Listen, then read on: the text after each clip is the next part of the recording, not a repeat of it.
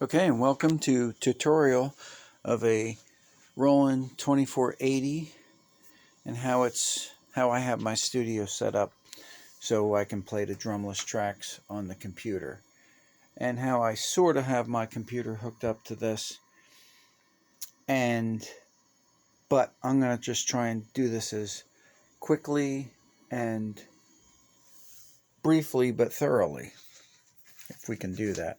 So this is where it all starts. There's 9 mics on my drums, and they're of the PG series of Shure microphones, so these are all basically like SM58s, kind of, they're just dynamic microphones, non-phantom.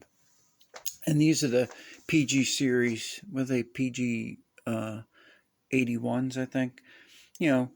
Shure makes, they have a battery in them, but I leave the batteries out because you use the phantom power on the board. So there's 3 of those, and I'll explain how they go into the board utilizing phantom power, and it gets kind of crisscrossy, but it makes sense. That's my headphone amp for when I sit at the drums. I have a long extension because I got to run between the drums and over there a lot for a lot of things. So, instead of taking the headphones out. Anyway. And then this is a camera that my friend lent me, and it has these XLR connections go in that come out of this mixer. And the only reason why I have the mixer is just to convert from these RCAs that come out of the headphone amp out of there, because there's 2 headphone sends on the board that I'll show you, just to convert it to XLR so I can get it into the camera. The mixer is not necessary, really, but it's just how I did it. Now here we are at the 2480. Now, of course, everything goes in that snake, and the snake is just a big extension to get your inputs into here. Now, everything goes into the board, 1, 2, 3, 4, 5, 6, 7, 8, kind of. But how this works is, these are your, you got to know these buttons. This is your input section. This is your, when you want to go to your tracks, so you can see in and tracks. And this is 1 through 16, 1 through 16, and then the continuation of 12 through 24. Okay? So if you watch the faders, so this is input of the first 16. This is the input of the rest of 12 through 24.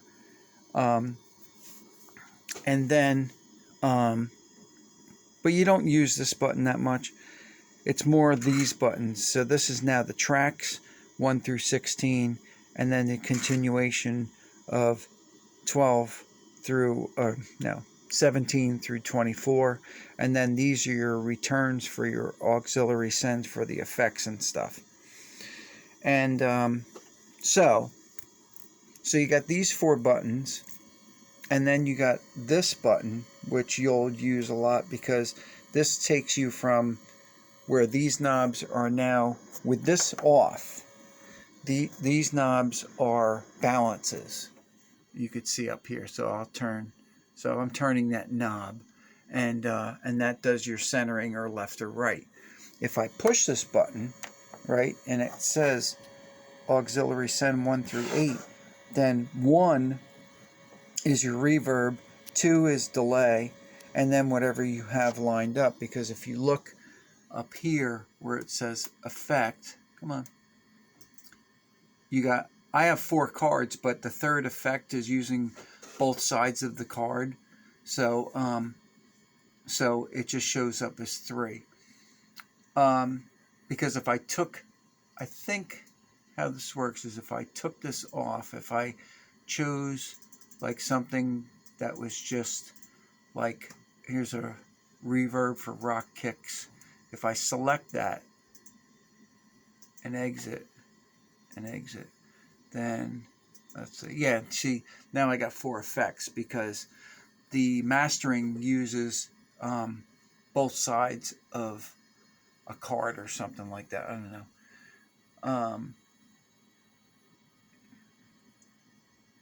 anyway, so those are the cards and the effects. So if I go back to this, and right now, if I go into patch, and I go back down to guitar modeling, it's incredible what's in this thing. Speaker mastering. So my favorite thing in mastering tools is, oh, where is it? It's called, it's, believe it or not, it's, where is it? Where is it? No. Let me pause this. Back to it. It's called Fat Bass, and it's a lo-fi processor. I don't know. I actually mistakenly had this on for something, and when I heard the difference, I was like, wow, it sounds amazing for the for the output or the mastering, which I'll show you the difference in the sound when you use it. So anyway, these are tracks that I recorded. These 2 tracks are the drumless tracks, and then these are my drum tracks, but we'll get to that. Another thing I want to mention is these buttons. These will mute the channels or attenuate. What's it say there? I can't see because it's a pad.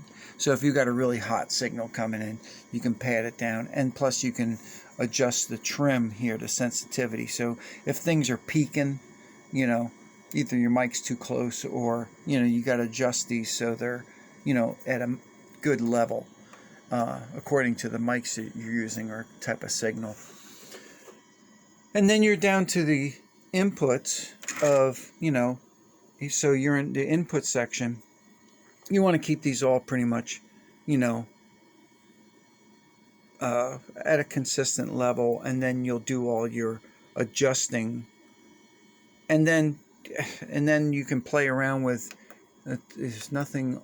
I have nothing. Everything comes in dry, and then I process it on the recording side. So if I push this, you'll see that I got a compressor on, and then there's the EQ, and I just put it in auto mode, the compression, because. And then you got an expander and expander compression, and you know you got to play around with them and see what kind of differences they make. I'm still trying to understand that. It's, you know, but this is working so far. So you can see that these levels are different because this is the way things mixed out. So my overheads are up here pretty good, and the bass drum snare. And then the toms are kind of backed off, and then the hi-hat's lower. So to get back to how things come in and then go out, on the input side, this button, when you press this button, it's called Easy Routing, and I'll show you what happens. When I press that button, all right, when I press that button from this screen, and if I push Easy Routing, it'll go to this screen. And this lets you drag, instead of having a patch bay with wires, it's like an electronic patch bay. So the reason why these are crisscrossed is because before, I need channels with phantom power. And if you look up top, you see what's on. In channel 3 and channel 7 and 8, the phantom power is on because the overheads are 7 and 8, and the hi-hat, I need phantom power, even though the hi-hat comes in or is on channel 9, okay, ultimately. That's why it comes in on 3, because I need that phantom power, okay? So I bring it in on 3, but then I just drag it over to channel 9, to track 9, actually. You see input mixer and then track. So then when you're playing back, everything lines up, and it's like, okay, well, the hats are here, and the overheads are here, and everything lines up. But when it's, you know, when you're mixing and stuff, that's in your track mode. When you're in input mode, you have to remember when you're making these adjustments, like, okay, Now, this is the hi-hat, and this, so mic 12 actually goes to 5, which would be the fifth tom or the third tom, okay? And then track 9, you know, is actually going over to 3. This is the tom. See, so I got the transformers for it. So this is the little 8-inch tom. This is the third rack tom, which would be tom number. I don't know if I have what. 1, 2, 3, 4. Oh, yeah. This would be the third tom. You know, the 12-inch. And so that's why that gives you that ability to utilize the phantom power and not have to have all XLR connections, you know. So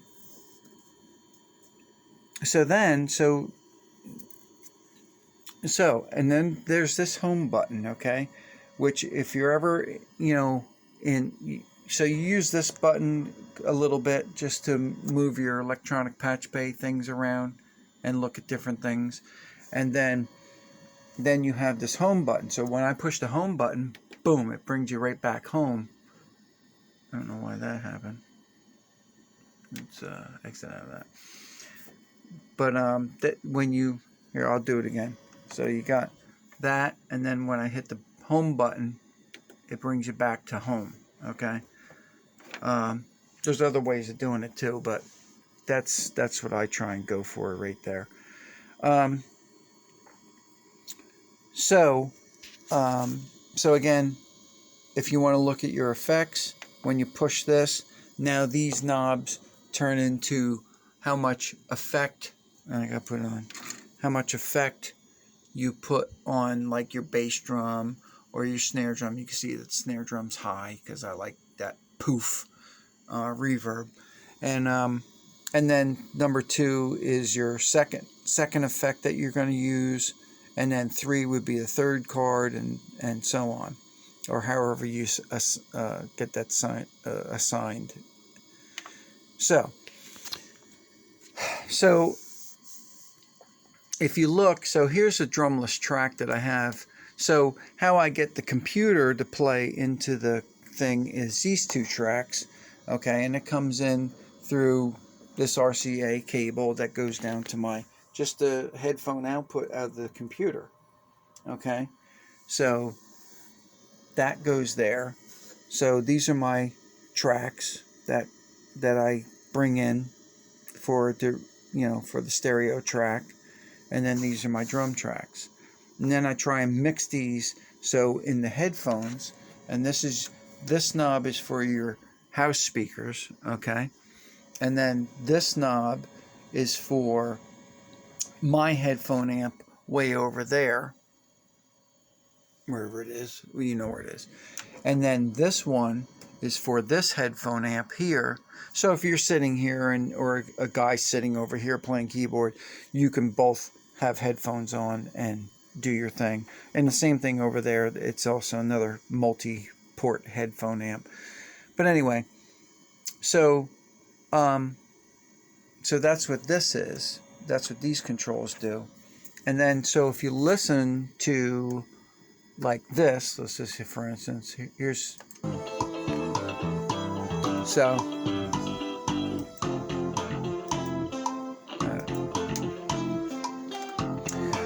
so you hear these speakers here. If I turn this down, it'll go away. So this is your house, and these are the headphones here, okay? So, and I'm going to stop, and you can see that it's coming in on track 13 and 14, okay? And because these are red, I can control the volume here, okay? So I'm going to shut this off so he can hear me better. And then this is stuff I already have recorded. This is Enter Sandman, if you listen to it.